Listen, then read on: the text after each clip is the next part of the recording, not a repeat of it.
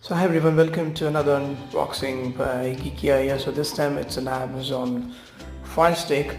So this was bought from Amazon on the Great Indian Sale, and I guess it was around 2,599 rupees.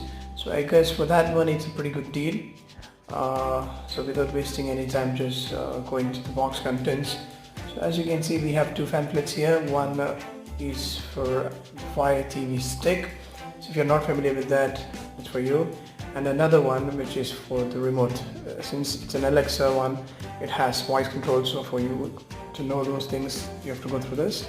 And we have a cable which is long enough to connect to the Fire Stick, as you can see. And we have a dongle which has an HDMI ports on both the sides where you can connect the dongle.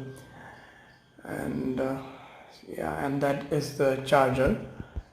So this needs charge, guys. So that is the remote. As you can see, the voice icon is there, and that is the small device with an Amazon branding, which is the real Fire Stick, which is going to give you the contents.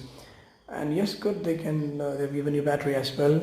So that's all in the box, guys. For more reviews on this, more contents, to stick on. Thanks for watching.